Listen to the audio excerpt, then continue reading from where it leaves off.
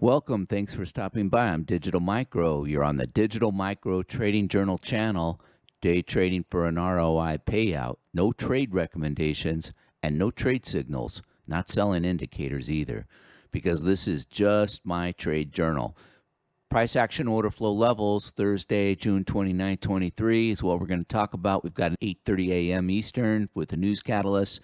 Let's locate some price imbalances, draws on liquidity and order flow levels. Prior day's handle point range, 31 handles. 3-day average, 39.75 handles. And currently in the Globex, we've got a 17.75 handle point range. Let's get at it. Okay, here we are with 24-hour daily charts. On the left, NASDAQ.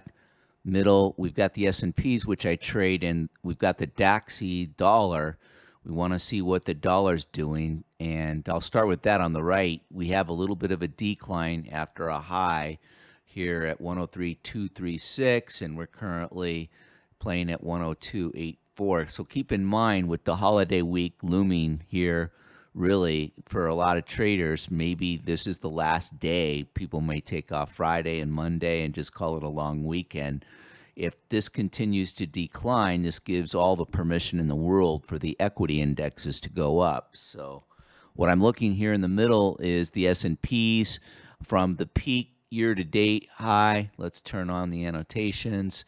What we've got here is this level up here. Here's where we're at. We've already poked into the volume imbalance above, and above that, we've got a fair value gap imbalance that needs to be repriced. Totally doable during a holiday when you've got all the major players not going to really be around, and they could let this thing drift up. And I'm very aware of that, so I am not going to be trading 100% Friday for sure.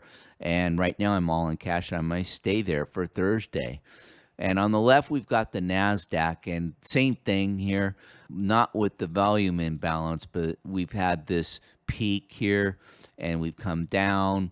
And then currently we've got a new volume imbalance possibly forming, just like the middle here where I'm pointing with the cursor on the S&Ps.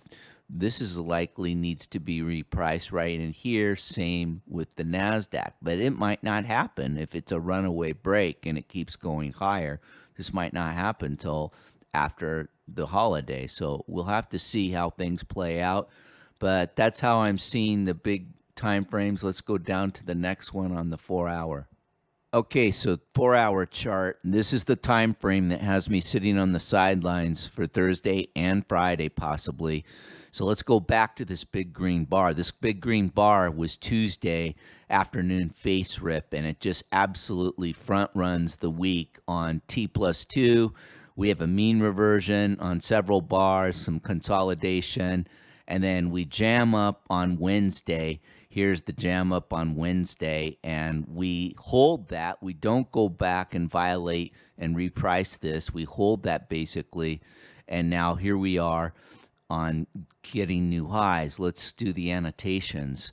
So the annotations are such. Above this, we've got a gap, volume imbalance. We're already digging into it right now on the daily. And above that imbalance, we've got a fair value gap. So absolutely holiday week, big holiday week. We've got T+2 behind us. The algo could absolutely reprice this.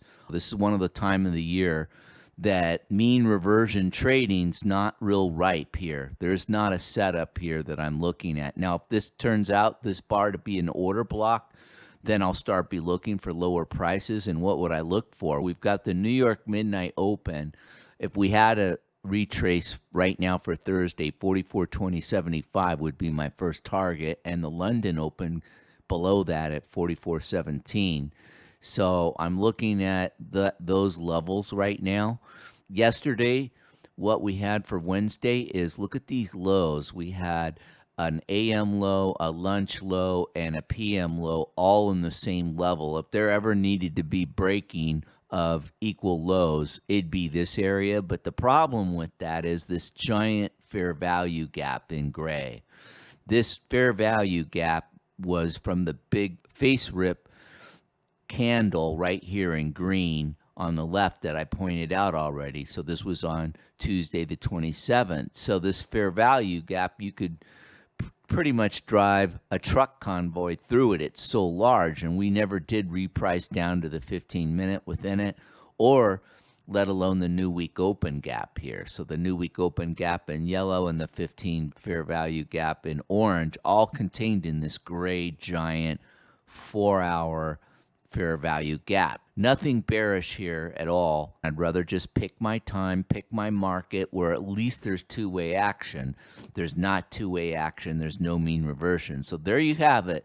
The 24-hour and the 4-hour. Let's go over the 15-minute and the Renko. The benchmark 15, this encapsulates it. So here's where we're at right now with the possible order block on the 15-minute. Let's look left. What have we done with equal highs? We've broken them, right? So prior day, what were the equal highs? They were 29.50. So here we are the next day, and we're flirting with 30.50. Now, again, it's Globex. It's not RTH, but the point I'm trying to make is we've got here price digging into a daily volume imbalance. We've got an order block. And below it, we've got New York Midnight Open at 44.20. We'll see if there's any kind of drift lower, but definitely there's nothing really bearish about this whole setup because of the higher time frames that I pointed out. If I was going to pick a target, though, it would be the London high, just to be conservative, and that'd be about a 44.25.25 if I was taking the trade. So let's go to the Renko, see what's going on there. Renko chart. So we've got price knocking on the door of the upper blue Keltner at 44.38. Below it is the middle red Keltner at 44.15. And the thing about it is everything's green above this red Keltner on the Renko bars. The Hama's going up. It's green. It's all bullish. It's all green since we started the new day in Globex. And the lower Keltner comes in at 93. I don't expect that or anticipate that to be hit today. This looks green to me, and after all the time-based charts we went through, like I said, not being any kind of a bear or mean reversion trader today, on the sidelines, hands in pocket, cash is a trade. Thanks so much for watching. Shout out to the subscribers. This is why I do it. Maybe somebody that wants to journal sees that, oh, this whole thing helps one's self in trading because you're following a journal and you can look back to see what you're thinking. That's why I do it. Number one, to educate and help myself. And number two, someone else may benefit. So shout out to the subscribers. Those of you that have not yet subscribed, please consider doing so. Really appreciate it. Take care. Aloha.